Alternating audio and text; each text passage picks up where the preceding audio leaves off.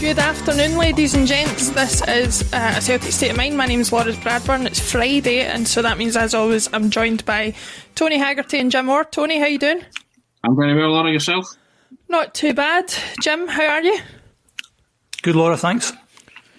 Good to hear, good to hear. Now, we usually like to try and keep things light-hearted on a Friday, or as light-hearted as they can be, given the season that we've had, but we'll start off with a little bit more of a sombre tone. You've seen some of the other podcasts this week talking about it, but yesterday marked the 32nd anniversary of the Hillsborough disaster, and I thought, given Tony's close relationship with her, I should say close relationship, but idolisation of Kenny Dalglish, and the fact that both him and Jim will obviously have memories of that day, I thought who better to ask than these two guys to give their input. And I know some people in the comments will be sitting thinking this isn't an issue that affected Celtic directly, so why are we talking about it in a Celtic podcast? But I think everybody can agree that it's an event that marked the hearts and minds of every football fan up and down this country, even those of us who were only young at the time and maybe don't remember it directly happening. It's been part of the football consciousness for years since, and so it's always right to mark it. Tony, I'll come to you first. As I said before, you've said in your book, you've said numerous times in this podcast that Kenny Dalglish is a major idol of yours, and we heard Declan talking about it on the podcast yesterday. The whole event marked him as a man, didn't it? It left its mark on him indelibly, not only that disaster, but the Heysel disaster and the Ibrox disaster, both of which he was also unfortunate enough to be directly involved in. So what are your thoughts on your memories of Hillsborough and on Kenny Dalglish and how he handled that whole situation? Strap yourself in, because I might speak for a wee while here, right? Okay. Two quotes from Dalglish stand out at that time, right? First one, post Hillsborough, he said, they supported Liverpool. Now it's the turn of Liverpool Football Club to support them. And then he was asked about his role in it, and he said, I just know I've done a little bit to help them. It's a fraction of what they've done to help us. I'll forever be the one that's in the red. Right? The humanity and decency that Kenny Dalglish showed during that time. He was a manager of Liverpool Football Club. He was a public face. And he not only had to manage the club and take care of the players, but somehow through that period, it was King Kenny who had to be the shining and guiding light to all the families who'd lost their loved ones. Now, I think he went to all, or nearly all of the 96 funerals, but he certainly made sure there was a Liverpool representative at every one of them. Right? And bearing in mind, this was a city that was swimming against a tidal wave of grief, right? And against a system that had besmirched the whole city, the whole football club, and those loyal supporters on to the most horrific tragedy, which we all now know was entirely preventable. But if you want to measure true greatness, then you look no further than King Kenny, post Hillsborough. He and his family stood shoulder to shoulder with other families in the 90s who'd suffered immeasurable loss. But King Kenny and his family were also silently suffering, carrying their own burden. And it was up to Dalglish to carry the whole emotional weight of Liverpool Football Club and its fan base. He stood up for the truth and justice, and he refused to back down. And he was there at every juncture for the 96 and the people of Liverpool and the city. I've never forgotten it. When he quit 2 years after Hillsborough in the aftermath of that wonderful 4-each draw with Everton in the FA Cup tie, he said that he quit because he couldn't make the substitutions and he didn't know what to do. And if that was the case, he didn't deserve to be there. I just think he just needed to get out and breathe, because I don't think he was allowed to grieve himself properly. Even when they open King Kenny up, when he eventually leaves, there'll be a piece of his big red Liverpool heart missing, because it died at Hillsborough. Part of it died and a piece of it's missing.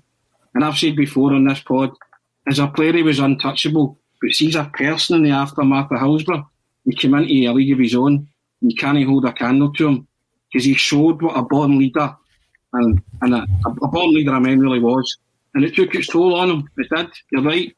You said that toll, and but I still say that the Hillsborough scars in Kenny have never really healed. But for his football ability alone, he's revered on Merseyside. But for stepping up to the plate after Hillsborough, he remained a bigger hero to the Liverpool people and their cause. King Kenny, nickname says it all. But the one thing I would urge everybody to do after this podcast is to go onto YouTube and listen to the radio commentary of Peter Jones on the BBC, because it's burned in my memory. And he describes the gymnasium at Hillsborough being used as a mortuary for dead bodies. He describes stewards packing the belongings of the dead into plastic bags. He describes the ambulances coming onto the pitch and the oxygen being administered to victims. And he paints this picture, haunting, harrowing, emotional scene, yet in the midst of it all, he sometimes picks out these evocative, powerful, piercing and poignantly brilliant and beautiful words to wrap up the broadcast. You can hear my voice because I get emotional. And he says this: there are red and white scarves of Liverpool. There are red and white bobble hats of Liverpool. There are red and white rosettes of Liverpool, and nothing else. Out there on the enclosure, where all the deaths occurred, and the sun shines now. That's the saddest bit of radio I think I've ever heard, and probably ever hear in my lifetime. And if you substitute the words Liverpool in those sentences, it could easily be your club and their supporters. And if Peter Jones' commentary doesn't move you or make you want to cry, then you don't love football, and you'll never really understand what it means to be a true football fan. And it's there, but for the grace of God go I, as we've all done what the 96 did and attended football matches, but the difference is we've always come home. And one last thing, I'm going to dedicate some words to the 96 and the justice for the 96 campaigners and their families, and their lyrics borrowed from a U2 song called American Soul. And 32 years on from Hillsborough, they seem so apt. And the words say, blessed are the arrogant, for theirs is a kingdom of their own company. Blessed are the bullies, for one day they will have to stand up to themselves. And blessed are the liars, for the truth can be awkward.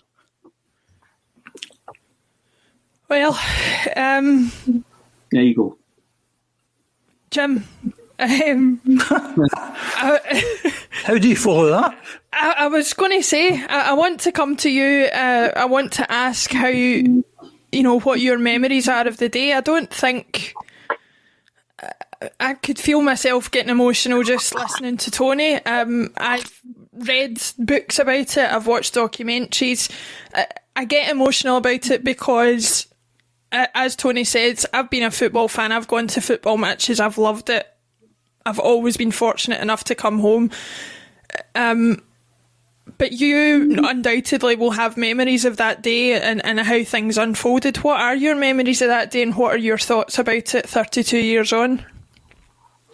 I think it's very hard to follow what Tony said there, but you were asking at the start about this being a Celtic podcast, and how you can tie this back to Celtic is that we've got one of the best football stadiums in Europe, and you can trace that back to Hillsborough, basically, because what you'll find is that people like yourself, Laura, and I'd say anyone under the age of 30, 35 will not know what it's like to go to a football stadium where you stand, and you stand for the whole game.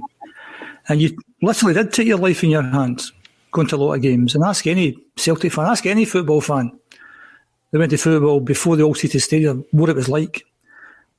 And Tony talked about YouTube there. And if you go to YouTube and watch any match that features the Kop in the 60s, and you'll see people swaying down the Kop, crushing other people. And it's all kind of good-natured stuff. But you have matches like, I think this week was the 50th anniversary of Celtic beating Leeds. Well, over 130,000 at Hampden Park. That was dangerous. Even outside football grounds are dangerous. It's been 20, 30 years since I've been to Tynecastle, but also at Tynecastle was a death trap. When you via the Gorgie Road entrance, you were all trapped in together. And in fact, there was not an incident 2 or 3 years ago at Celtic Park, just outside the ground where people were getting crushed, having to jump over walls to get away. So Yeah. I think when you found it before, Hillsborough, football directors, football administrators had no time for fans at all. And I think your generation has benefited from that because you're used to going to a football match and sitting down. So that's the Celtic connection, I think. In terms of what I remember of the day, we were playing on the Sunday in the Scottish Cup semi-final. Rangers were playing on the Saturday. And for some reason, they had the TV on, which I didn't usually have, and then they went over to Hillsborough, and you saw the stuff start to unfold, and you thought at the time it was guys just fighting, because throughout the 80s were a bit mental in terms of football hooliganism, and it was only 3 years after Heysel. And Heysel was different, because Heysel was caused by people not behaving, whereas Hillsborough was caused by lots of other factors. So you just thought, well, that's just people fighting. And then as it started to unfold, it became more and more hard to watch it. And then, as Tony said, you heard the reports coming in that it was people have actually died, and you're thinking, oh dear, and it was like 10 people, it becomes 20 people, becomes, and you couldn't understand, you could understand why it happened because of what I just said there, but you couldn't fathom the enormity of what happened. And the Ibrox disaster was like 71, so that was 18 years later, so there was no, there wasn't the extent of radio and TV broadcasting in football matches, so that kind of happened, and nobody kind of knew much about it. Even lots of people had come back from the game and knew nothing about it at all. Whereas Hillsborough was like live in front of you, and it was just heartbreaking watching it. And then what then unfolds, the fact that the fans were getting blamed and all the nonsense that happened thereafter, and it took so much time so many years to clear their name. It was just appalling. And I've yourself, Laura, I've read most of the books and saw the documentaries, etc. And it's a hard watch. I think Tony described it really, really well there. But hopefully something that will never happen again. And I think the fact we've got all-season stadium means that's less likely. But I've still been to football matches since the all-season stadium where you're outside the ground and you're getting crushed and lifted off your feet. So I think that, we move on, Yeah. No, I think you both summed it up perfectly. And to speak from my generation, certainly I was only a year old when it happened, but to speak to anybody younger than me who's maybe watching this, who doesn't remember a time before internet, I just do. But one of the things that moved me a lot was seeing people getting in front of television cameras on the pitch to try and tell their family that they were okay. Because how else did you communicate with people at that time? You had to chap on doors in houses in Sheffield to say, can I use your phone to phone home? There was some people didn't see their family for hours and hours, waiting for them to come off a bus, not knowing if they would come off a bus, having seen that happen. And so for anybody watching this who thinks, I don't know how you can watch it and not think that it was a big deal, but for anybody watching, I would urge you to look out all the documentaries, to read the books, to look at that gymnasium that Tony spoke about so passionately. It's a situation you hope never ever darkens anybody's door again, and hopefully with the safety in place. I know everybody's pushing to go back to some form of safe standing, but I understand the reluctance as far as that's concerned when you see what has happened in the past with standing areas, and hopefully there's a happy medium that can be found so that something like that never happens again. But anyway, we will, like Jim says, we'll move on. We'll try and get back to things that are more directly Celtic. Unfortunately, not as cheery a subject, but I wanted to get this one out the way as well. And in the words of Tony, strap yourself in, because I have some things to say about the Neil Lennon footage that surfaced. Now, I should start this by saying a caveat in that we don't know the timescale of when that happened. We don't know if it's current or if it's not. We don't know what situation Neil Lennon is in as we speak.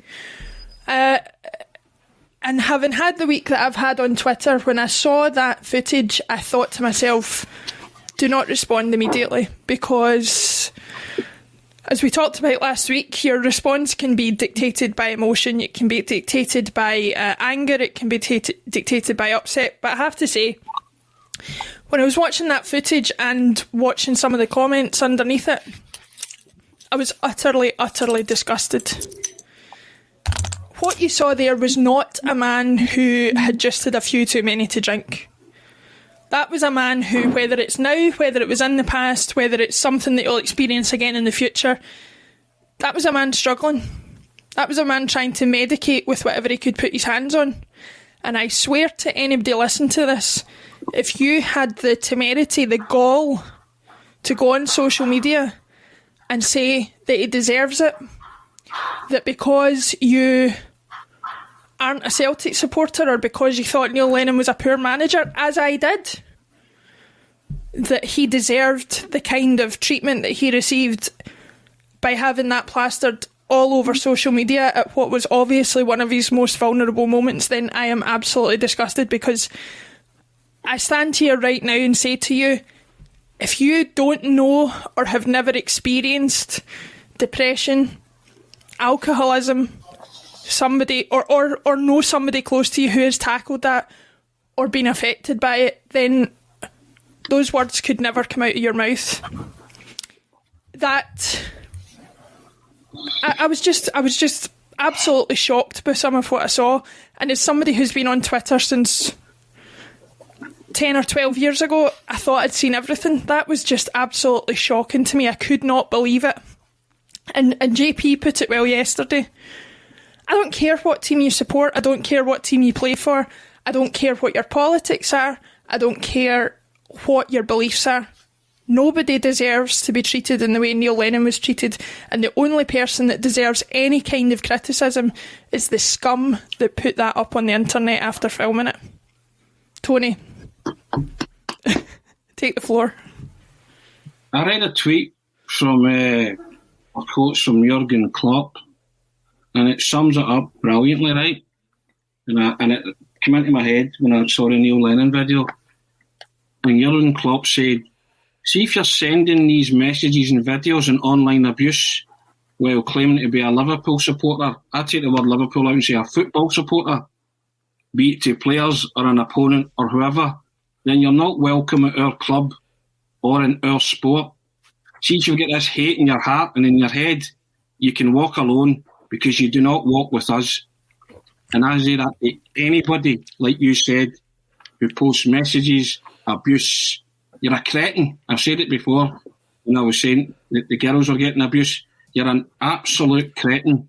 There is no room for your bigotry, your racism, your sectarianism, or whatever ism you've got.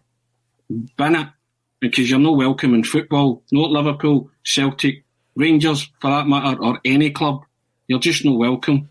You're an absolute cretin. And whoever posted that video of Neil Lennon, I hope they get dealt with. I hope they get found and they get dealt with, because he deserved to feel the full force of the law.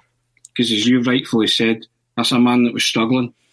And if you've never known, as you say, depression, alcoholism, and any of these kind of illnesses, then you will never know. You know, as they say, before you cast whatever aspersions, walk a mile in somebody's shoes. You know, so I defy him to walk a mile in Neil Lennon's shoes and put up with some of what Neil Lennon's had to put up with in this country. Shocking, absolutely shocking. And it's a vile video. I only saw it because it appeared on my timeline. And do you know what? And it got to the end, and then the guy shouted the slur, and I just thought, you know what? That's it. I watched it, Tony, and wish I hadn't seen it. Correct. I didn't want to see it. I couldn't not unsee it, if you get what I mean. And I actually threw my phone down and I just walked away from my phone, because I thought, I don't want to be scrolling through messages, people justifying it and others, you know, and supporting Neil Lennon. I just threw it away, and I came off Twitter that night, because it's a poison, and when you let it infect you in your home like that, it can affect you. So I just think that at some point, people that do this have to be held accountable, because it's a crime. Yep. And I say it again. One thing that came to mind was, I've seen footage and I've seen videos of Paul Gascoigne at his worst. I took no pleasure in that. Same as JP yesterday said, I take no pleasure in seeing any human being in that kind of state. And it doesn't matter where you're from. Jim, I've seen a lot of people levelling criticism at us and other podcasts, saying how can you be sympathetic now when you were so critical of Neil Lennon as a manager? But I think there is a distinction there to be made. I don't think it's hypocritical to say that you didn't want him to continue to be manager and you didn't think he was doing a good job, while at the same time saying he doesn't deserve the treatment that he's received, having that stuff posted all over social media?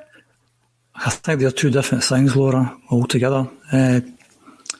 Tony came out with a phrase there. Another phrase is, do unto others as you would have them do unto you.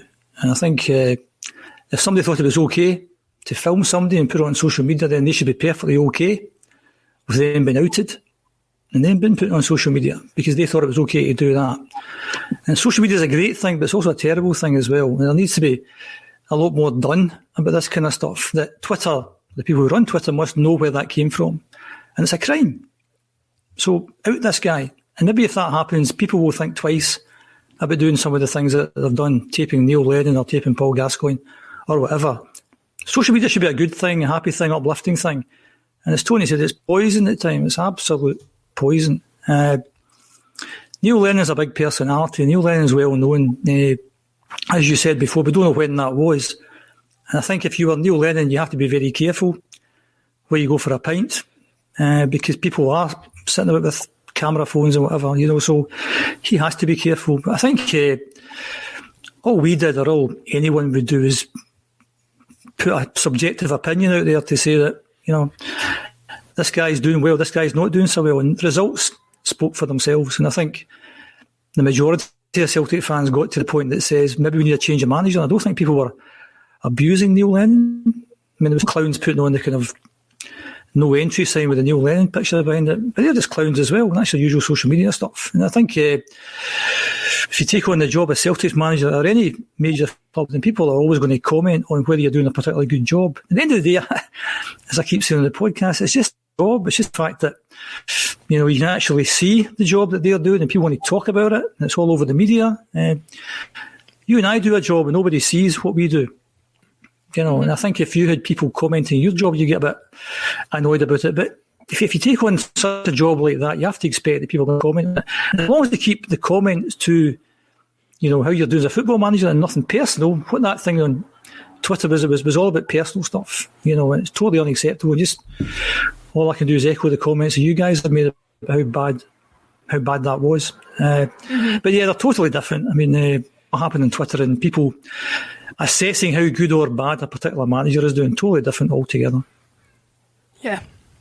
To be honest, I think the best thing you can do on Twitter, Facebook or YouTube is watch this very show. So thank you everybody for doing that. Keep watching, keep commenting, keep sharing. We really do appreciate all your input. And if you are affected by any of the topics that we've discussed already today, then obviously there's resources out there.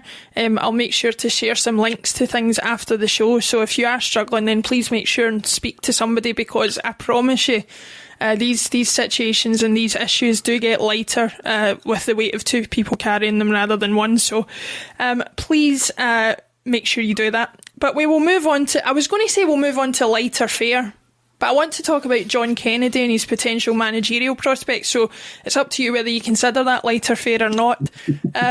I was watching the exclusive interview he did with Celtic TV yesterday, and there was a few things in it. Again, I use the old phrase, he spoke well. But Tony, as I was saying to you before we came on air, he talked about potentially relying on somebody producing a piece of magic to win the game against Rangers this weekend. And, if that had been Neil Lennon, a lot of people would have been critical of that. They'd have said there wasn't enough thought put into the sort of plan going forward.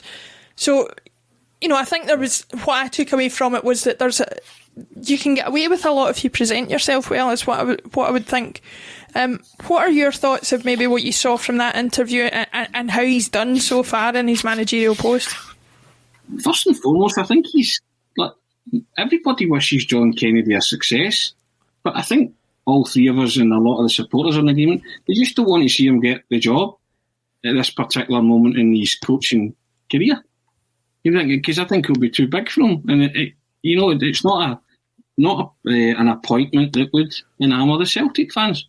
I get back to the disappointment analogy. That would be a major disappointment to the fans. But I think in terms of coming across, he's came across really well. He's backed the club. He spoke out against the SFA last week and came across really well. He was very measured in his comments. and he talks the talk. And last week, the team walked the walk. They played really, really well. And all we wanted when Kennedy took over for the 8 games or however long he's going to be in charge was there to be an improvement and some hope that he could maybe take going into next season. And, Jim has spoken about the death by 1,000 cuts. But if they can continue the level of performance, and I'm gauging it, it was Livingston, and Livingston offered not much resistance last week. But there's no reason to suggest that if Celtic can continue to play like that in the season, that they will improve, results can get better, and they can go to Ibrox and win both of those games. And that's all the Celtic supporters wanted. Some improvement, and to go to Ibrox in both these games now and put up some resistance and hopefully come out on the better end of the result. I mean, that's not a hard ask. And Kennedy seems to have sort of galvanised them a wee bit. The proof will be on Sunday. Because you're going into Ibrox on a massive cup tie, and your season hinges on it in terms of silverware. So we'll be in a better position to judge on how they play. But so far, he's done what you would expect of any kind of Celtic manager. Spoke a good game, came across well, and set his team out to actually attack and win football matches. And he's had a degree of success with that so far.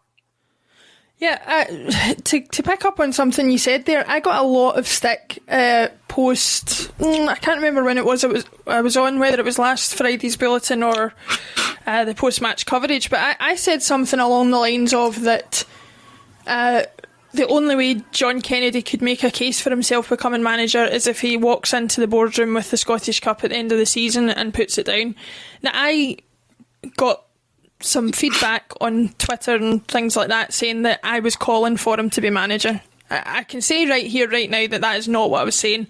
What I was saying was actually the exact opposite of the only way in which he could be considered for manager from now is if he does walk in with the Scottish Cup, because he's got an opportunity now where if he can get past Rangers, with all due respect to the rest of the competition, you would automatically make us favourites for the trophy, or you should. Maybe this season doesn't reflect that, but saying that is his best chance does not mean that I think he should be manager, because I certainly don't. I think he's got much more to learn, and in fact, I made the argument a few weeks ago that there's a level of consistency that needs to be considered when people talk about getting rid of Scott Brown and potentially keeping John Kennedy, because why would you get rid of one and not the other if they've both performed poorly? But that's a discussion for another day. I'll come to you, Jim. What have you made of things so far? Obviously, he seems to have kind of peaked with the influence that he's had, having that 6-0 win over Livingston that we all said was coming, and we've talked often enough about how he appears to handle himself well in the media situation. Are you impressed by him? What are your thoughts so far? Firstly, if you're playing by 1,000 cuts bingo, it's only when I say it, not Tony. So 28 minutes is the answer this week. I think John Kennedy is a very intelligent, articulate man. I think he's been very clever. Because I actually thought when he took over, he put his stamp on the team. But he didn't do it straight away. I think he's made subtle, small changes incrementally. And I think if you look at all the games we've played so far, we've made, a ridiculous amount of chances or shots on goal. We've had a better shape about us. We've played a bit better. We haven't lost as many goals. We've only lost 1 goal so far. So you have to say he's done a good job. I think also at the start, in front of the media, I thought he was quite meek.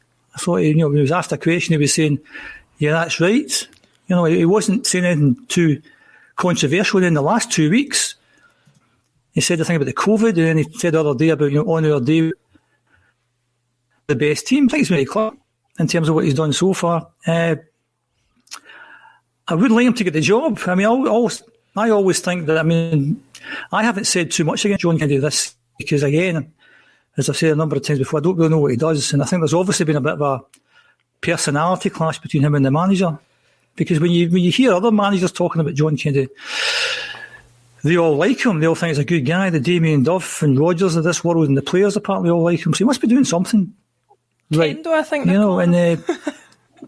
Kendo. I mean, I think another thing is that as kind of football fans, you can never really look upon a football manager as an actual job, and I think if you look at things from John Kennedy's point of view, I think when the last manager left, he must have thought he was going to get the job at that point. And in fact, when you look back on it, that'd have been a logical thing to do, just to keep the continuity for the last few games for the season. He doesn't get the job, he must be hacked off. And I'm sure that, people tuning into this must have had a boss in the past where you thought he's a fantastic boss. Love him, you would do anything for him. He takes an interest in you and the staff, and then that guy leaves. And the next boss comes in, and you don't really fancy him at all. And that makes life a bit more difficult. And that's what I think's happened over the last, year and a half or so. But to answer the question, I think he's done really, really well. And I wouldn't be surprised if we win on Sunday. And as you say, if we win on Sunday, then we should go in and win the Scottish Cup. So it'll be a kind of slight consolation because nothing else mattered apart from the 10 this year. So it'll be a nice wee way to end the season. But he's doing okay, to answer the question. He's doing okay, yeah. I think, to be honest, Tony, we were talking about it before we came on air, and doing okay for me between now and the end of the season is all we really needed. We needed somebody to come in, steady the ship, calm things down after what had been the most up and down season I can remember for years. So I think in that alone, even if we hadn't played particularly well, he's taken a bit of the sting out of the situation, and that in itself has proved beneficial, I think. I think the very fact that you're going to Ibrox on Sunday is in as optimistic a mood as you can possibly be tells you the steps that John Kennedy and the effect that he's had on the team. A couple of weeks ago, you wouldn't have wanted Rangers in the Cup. You know what I mean? If a month ago, you'd have been like, oh no, not another game against them. You would have you just wanted, as Jim says, the season to be over. Just get it over and done with and let's move on. So the fact that I remain very optimistic that Celtic can win both the games at Ibrox. I really do. And I think the fact that all the players have got something to play for now, whether it's to win the Scottish Cup, to shatter Rangers' unbeaten league run, playing for a contract or playing for a move, or playing to impress the new guy who's supposedly going to be taking over. And I remain convinced. I'm still in the Eddie Howe camp. I've not flinched from that. I still believe that Eddie Howe will be the new manager of Celtic, and I'm hoping that he is doing his due diligence and homework and remotely watching Celtic and assessing everything as we speak. I'm still disappointed that you haven't had a chance to do your Jerry McLaura B and announce the new manager live on the pod. Breaking news, everybody! Breaking news. I'm sure that'll come at some point. But yeah, I think Celtic are in as good a shape as they can possibly be going into Sunday. And hopefully Forest makes it as well, and they'll be in better shape. Yeah, good comment from Strangelove the Doctor on YouTube. Thanks everybody for commenting. We see them all coming in. I like Kendo, he's doing well, and I appreciate the work that's actually being done on the park. So I think that's another thing that we feel, or certainly I've seen people express, is that towards the end of Neil Lennon's tenure, we weren't really sure what he was doing. We weren't really sure if he was putting anything across to the players in terms of a game plan, and that was something that was certainly alluded to as far as interviews with Callum McGregor would suggest. So to even see the basics being put back in place has been something that's been encouraging. But as for who gets the job, we unfortunately do not know yet. It remains to be seen. You will hear about it here, no doubt, one of the first places you'll hear about it once it does get announced. But until then, we live in hope and expectation. But we'll move on to another contentious topic. Now, Jim, you and I had some off-air discussions about this during the week. It was one of the reasons I chose to distance myself from Twitter this week, because I get into a bit of an exchange with some people on Twitter about a comment I made in reaction to our very own Russell Boyce suggesting that he would take Mourinho for Celtic manager. Now, I'm perhaps a bit extreme in that something that happened in 2003 shouldn't preclude somebody from becoming a Celtic manager, but it does weigh heavily on my mind when I talk about, Mourinho. Now, let's put aside the fact that I don't think we've got a cat and hell's chance of him ever becoming Celtic manager. But if we did, he's got a way of playing football that I find very undesirable. It was on full show in Seville, and it has been since in a lot of teams that he's played. And I don't just mean the negative football and parking the bus and things like that. I mean what I would just call a dishonest method of playing the game, looking to cheat the referee, looking to cheat certain people, and win in what I would call a less than stellarly manner. My comment to Russell on that, and what I was arguing the case was, I don't want to see a Celtic team doing that. I don't want to win trophies that way.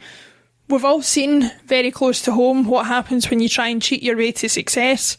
It can come back and bite you pretty severely, and that is not something that I would want to happen to my club. So, Jim, I'll come to you first, because I think you had a slightly different opinion to me on it, but what are your thoughts, not only on, Seville and that kind of thing, but on the ethics of playing football more widely? So I get the easy question then, good. I think you have to define the word cheating. I don't think Porto cheated. I think it was gamesmanship. And I think you have to look at the laws of the game and look at referees. And if they do their job and it doesn't happen, I mean, one of my bugbears came back decades long before you were born, Laura. It's teams that time waste. Right, you could call that cheating if you want, or call it gamesmanship, whatever you want to call it. And what I don't understand, because I don't understand loads of things about football, what I don't understand why, particularly now with the all-seated stadia, which is a bit of a link to what we're talking about, is they don't stop the clock, right? Because fans get irate when players go down, And it's only in the last maybe 20 years, Tony, you would know better than me, that we've had a fourth official holding up a board to tell us what's happening, how much injury time we're having. Because before that, you'd no idea. You were wondering at the end of the game, when will the game stop? You didn't know. And in this day and age, for me, there's no excuse. If a player gets down injured, the fourth official just stops the clock, and the fans can see the clock, and we can relax, because we know the right amount of injury time is going to get added on. And over the years, I think they've said that in any normal football match, a 90-minute football match, actual physical the game being played is no more than 65 minutes. So there's 25 minutes lost, at least, in every game, with the ball going out the park, people celebrating goals, and all the stuff that goes with that. So you stop the clock, then you stop the time waste. You get a strong referee who knows the game inside out, then you deal with the gamesmanship that happens. If you do that, it'll still get wiped out. In terms of the question you were asking during the week there about, I thought Porto used a lot of gamesmanship on the night. I like Mourinho, or I did like Mourinho for a number of years. I think I liked his teams. I think he's gone a wee bit off the wall in the past few years. But we talked earlier in the season about elite managers. He's one of the elite managers. And you put him in charge of Celtic, I've got no issues at all. So that's my view. And Tony, this is where football is at its best, is in the grey areas between the black and white, what some of us like, what some of us don't. Well, let's just... sorry, on you go. Let's just say, see if you get to a European final, it's not for losers. You do what you can to win the game, right? I'm not saying cheat, but if you're talking about dark arts, you've got to be cuter. Porto were cuter in Celtic that evening, that's all. But it was a win-at-all-cost culture, but they were in a European final. So someone has said to me before, if you were offered the Champions League final but you'd lose it, would you take it? I'd say no chance. Because European finals are not for losers. And I just think that night that, it's not in the British psyche to, you call it cheating, but to perform the dark arts, but it should be now, because there's too much to lose in football now. And I just think Celtic that night, they didn't have a strong referee, as Jim said, but I don't want to blame the referee per se, but they just weren't cute enough. They were falling for every Porto trick. Mourinho knew that. That was Celtic's Achilles heel, because you knew it was the old stiff upper lip, British, Scottish way of playing. we're gentlemen, we're this, we're that. He tuned right into it and thought, that's how we'll get them. And they did. It was Celtic's undoing in the end. See, if you go toe-to-toe with that, you just go, right, is that right? You're going to do it, we can play dirty as well. I mean, and Jim will be able to tell you this better, but I think in all of Jock Stein's time, he only set out once to sabotage a match in terms of Celtic's tactics, and that was the away leg in Dukla Prague, in Prague, when they were 3-1 up and they drew 0-0, and seemingly Celtic just kicked the ball out and defended their penalty area and just kept what they had. It was a most unlike Celtic performance, but he said, we'll save it for the final, and then they did. They won it by playing the pure, inventive, beautiful football, right? So there's a time and a place for these things, and that was a time and that was a place that night to be cute. That's what annoys you about Seville. They were just cuter. They had better players, but we had a man that was anointed that night, thought he was going to get a hat-trick. You know what I mean? So, yeah. People blame Bobo for being sent off. And do you know what? Maybe it had a small bearing, but I actually think Big Sherbet Dab would have saved penalties. He just couldn't save that one that came through. That seemed like a simple ball, But see, if it had gone to penalties, I think Big Rab would have saved a couple of penalties. But it's all ifs and buts and maybes. But you just had to be a wee bit cuter and a wee bit wiser to what Porto were up to. And sadly, some British teams, Scottish teams in particular, fall victim to that and have come a cropper big style because of it. Yeah. Jim, I think also if we were winning, just to follow that point, Tony, if we were winning 3-2 with 10 minutes to go in Seville, we'd have been wasting all the time in the world. That's what we would do. But also, Tony, you made quite an interesting point there, Tony, and this is obviously football's just about different opinions. A few weeks ago, I said something about the quadruple treble being a great achievement, but it was a domestic thing and nobody really paid much attention with it outside Scotland. I got a few quotes and I got a few comments on YouTube saying, don't be daft, this was an unbelievable achievement, etc. And I then posed the question, would you rather be winning Seville or win the quadruple treble? There's only one answer to that, and that's winning in Seville. Would you rather win 9 in a row or win in Seville? It was Seville. And you made a wee point there, Tony, which I would disagree with, actually. I'd much rather be lost in Seville than did 9 in a row, because Seville was this generation's Lisbon. And people will talk about Seville forever, and they were just, I was very fortunate to be there. And just to be there and to experience that and to be on the map, and it's unfortunate the way the thing worked out, but everyone was just happy to be there. And if we'd have won, it'd have been icing on the cake. But there's no comparison for me, anyway, in my opinion, that if you compared Seville to the quadruple treble, even losing in Seville, I'd take Seville. What do you say to that, Tony? I think that's a very fair point. I think we all have great memories of Seville and of the run and all that. My thing about Seville is it was just one of the most celebrated failures ever, because losing's no in the equation when you get to the European final. I can't reconcile myself with that. And yep, it was great to get there, and it was everything that my generation have ever wanted to do as a Celtic supporter. It was my Lisbon, but it's just tainted by the fact that we lost. I can't bring myself to watch it. One of my best mates got engaged at Seville. He popped the question in the big square, and the crowd were going mental, and he loves it for that reason as well. And I just like, and it's kind of like, it happened. Great. I just wanted to win so badly, just to say that I'd watched my team win a European trophy.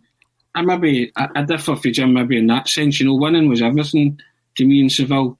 And if it's the one game that I would swap in the history of watching Celtic, it's the one game. Just I want to replay it and win it. Jim might say the World Club Championship against Racing Club or maybe something else. I don't know, but now that is. I think back to Seville. I think in terms of Seville, actually, I didn't think we'd win it. I thought Porto would always were too good for us. And the only time I thought we'd win it is when Henrik scored the second goal. Yeah. And it was a 10-minute spell there. I thought we could actually win this.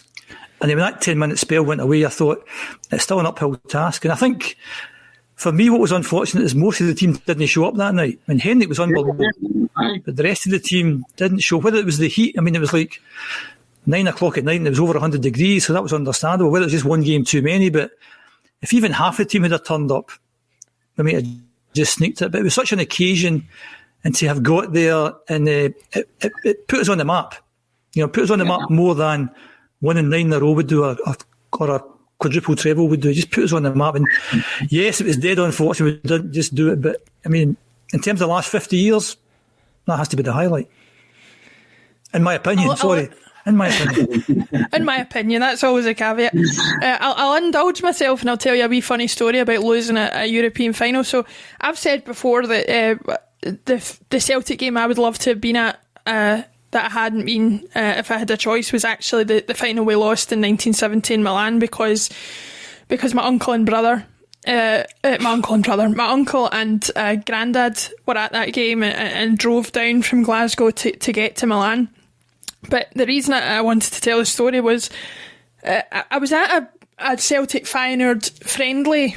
Now, the only memory I have of it was that it was while the temporary stand was still up, so it must have been about 96, 97, something like that. So if somebody in the comments knows and can point me in the direction of it, but I think it was a pre-season friendly anyway. And I got a man was walking along the front, and I was in one of the front rows, and he was a Feyenoord fan, and he gave me his scarf.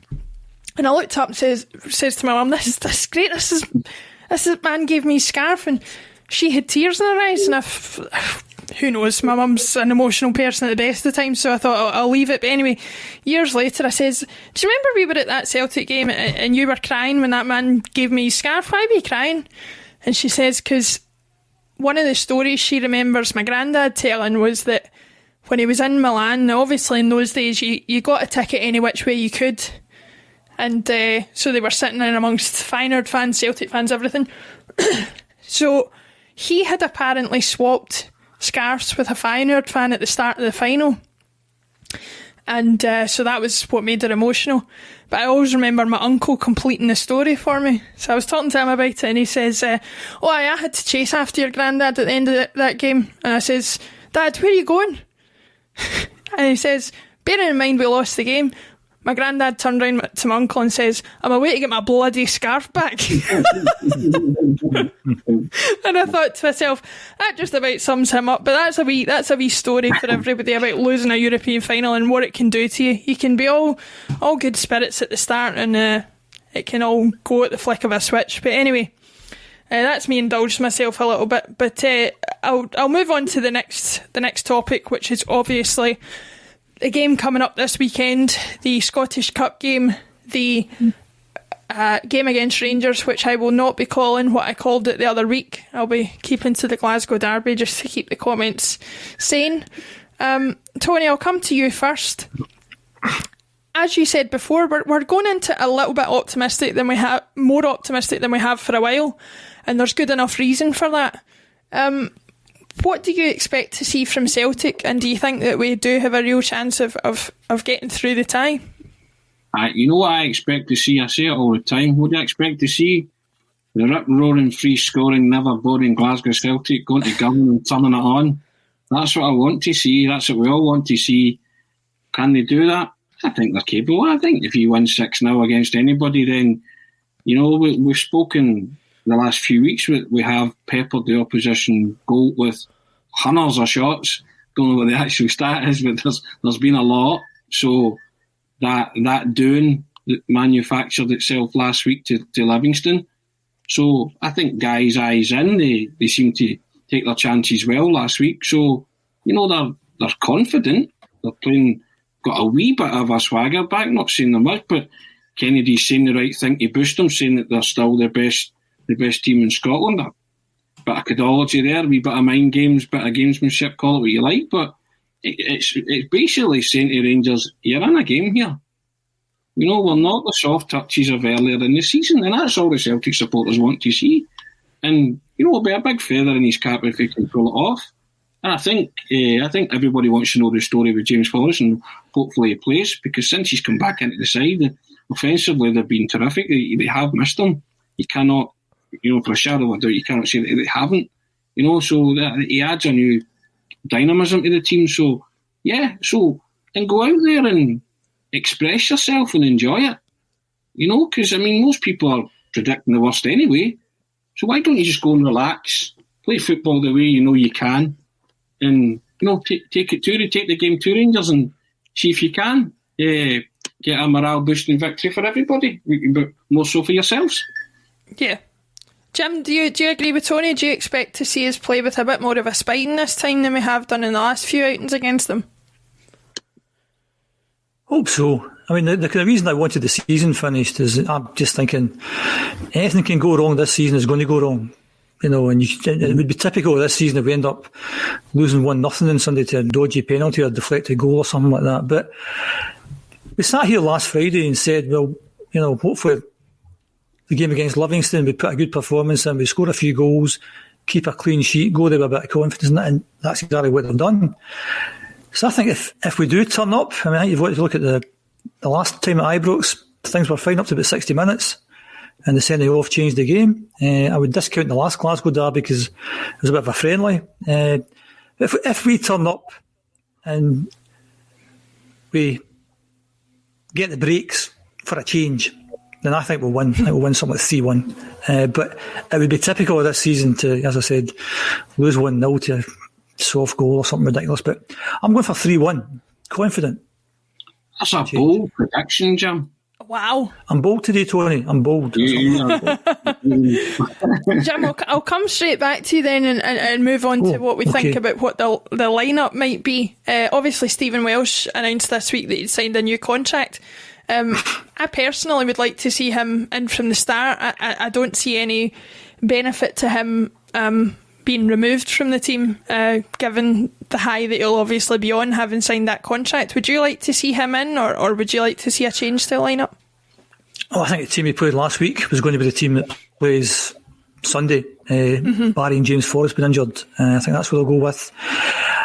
I'm a big fan of Lee Griffiths. I'd like to see Lee Griffiths play the game from the end of the season, but I thought Moy played really well last week, and he's going to change my mind now about if we could get him at a decent fee and not too big wages. He'd be the one guy I'd maybe keep next season. So I would certainly go with the team that played last week. They've got a bit of confidence, scored the goals, kept the clean sheet. It has to go with that team. And obviously if Forrest doesn't make it, then one imagines that Ryan Christie's going to come in as a direct replacement. But same team as last week.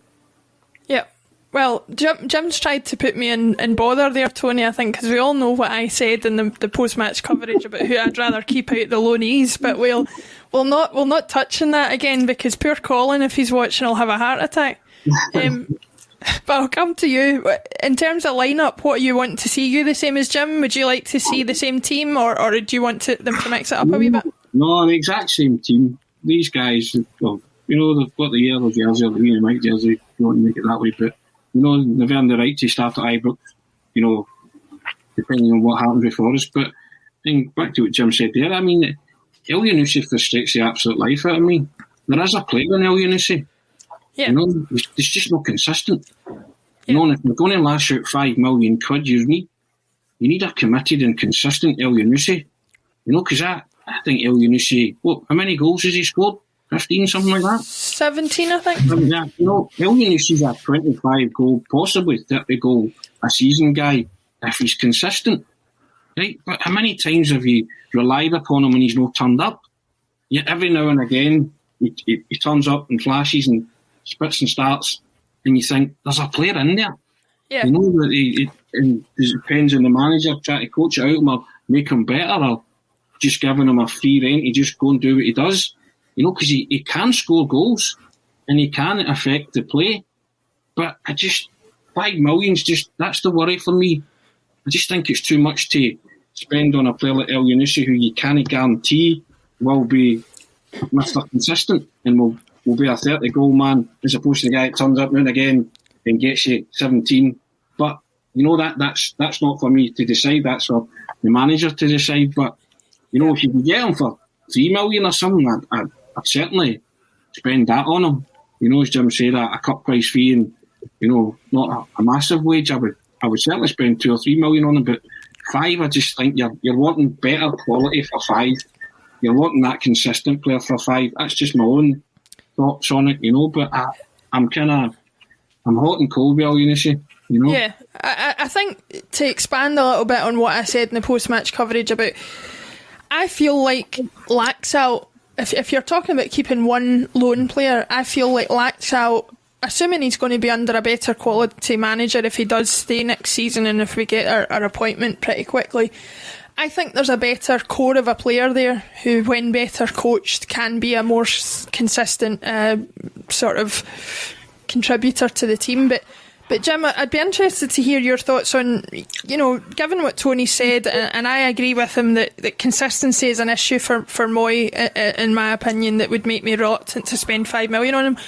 What was it that changed your mind with the performance against Livingston? Was it just that performance, or have you seen more from him in recent weeks that was leading you to make that? No, I think over the last two or 3 months, he's come on the park, he's scored goals. He's played well. I think one of the big stumbling blocks maybe his wages. I think he's on a lot of money just now, so it's quite easy to say, well, maybe if we get him for $5 million, get him for $3 million. But I think the wages might be a big stumbling block. But of all the loan players, I just thought he certainly got something, And if he could be more consistent and maybe under a different coach or a better coach, or playing in a better system with better tactics or with better players round about him, whatever. I just think of the 4 players, and it's also, we've just lost Patrick Klimala. We think Eddie's going to disappear. There's a question mark over Lee Griffiths as well. So where's the goals going to come from next year?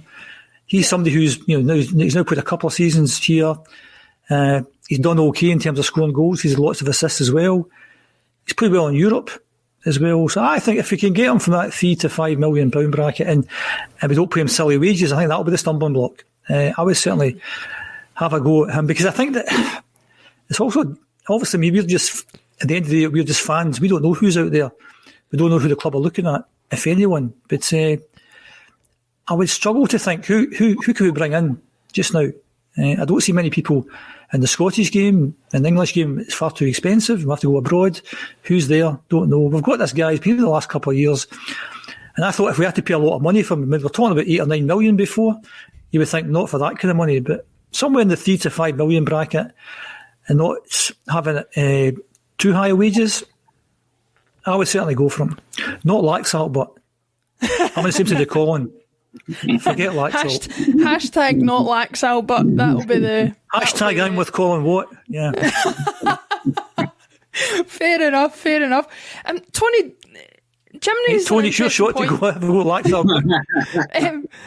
Jim raises an interesting point there about where players are going to come from, because given the fact that there isn't anybody outstanding that I think would be in our sort of price range or be interested in coming to us, and the fact that, I think Brexit is going to cause a major issue as well as COVID, in terms of how flexible players are about moving, how much finances will be available to make them come. Like, how are we going to sort out the upfront area?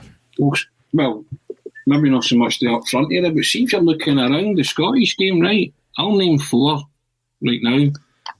Lewis Ferguson at Aberdeen, Alan Campbell at Motherwell, Joyce Doig at Hibs, and Nisbet at Hibs, right? They're all standout players, right? Affordable for Celtic. If you're going to go down that route and cherry pick the best of what you've been playing against and that know the league. Right? What about Shankland at Dundee United? Would he make that list? Scores a lot of goals. Don't know if he's a finished product for me, but he scores a lot of goals. So, again, I said it as well. If you score goals, then you can't fail to score goals at Celtic unless your name's Ajeti or Klimala or Tony Cascarino or Jim Milrose, right? Something like that. Going back for a Celtic Daz, you know what I mean? But you know what I mean? So if you're doing your homework and you're scouting the best players in your own league, right? There's 4 that I've named that you can go and get tomorrow, right? Or go and get for part of a future rebuild, right? And who would make a big difference to your team. And could probably afford all of them on the wages that Moy will be on, probably. Right, but people say, but that'll no help you in Europe. You don't know. You just ask these guys to take a step up in class and see if they can cope, right? But then if that's the case, then every transfer's a gamble, right? But you're talking about affordable players and the fact that Brexit's going to curb your transfer activity. So you and I and Jim are just fans, but you do watch opposition players and you think, he could be a good player on our team, he could make a difference. Well, I certainly do that. And those to me are the standout ones that I'm looking around the Scottish game in those four, Lewis Ferguson, Alan Campbell, Joyce Doig and Kevin Nisbet, to me, could make a difference to a Celtic team. Are they better than what we've got? I would say so, yeah. And you could get them all reasonably cheap, not cheaply, but, cheap enough for a club like Celtic.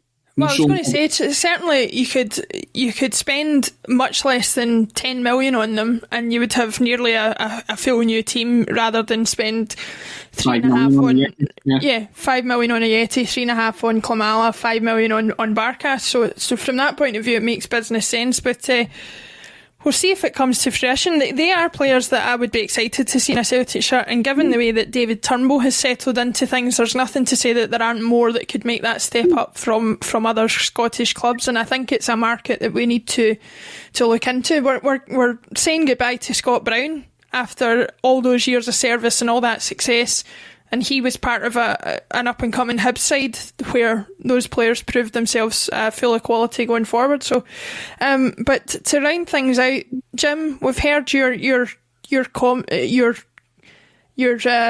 what's the word? Your prediction for the game. You're going 3-1. To round things out, I'll ask you who you think might get on the score sheet for us. Eddie, not Laxalt. Not Laxalt. Eddie hat-trick. Big game, Eddie hat-trick. If he turns up, it could happen. Tony, I'll say the same to you. I'll ask for a score prediction and who you think might get on the score sheet. I'll say 2-1 and I'll take the man of the moment, El Yunusi, to score at some point. Yes. Arguably the winner. I'm going to be optimistic. I'm going to go 3-1, the same as Jim, and I am going to back my man David Turnbull to get on the score sheet at some point. I would love it. I would love to see it. But we live in hope. We live in hope. And we'll be back here next week either celebrating or lamenting. Who knows? Who knows? But thanks everybody for watching today. Thanks for all your comments. I know it was a bit of a heavy start, but hopefully we managed to pick things up by the end of the show. Thanks everybody for watching. Please share on Twitter and on YouTube and all the usual platforms. And we will see you at the weekend for the game coverage. As always, thanks very much.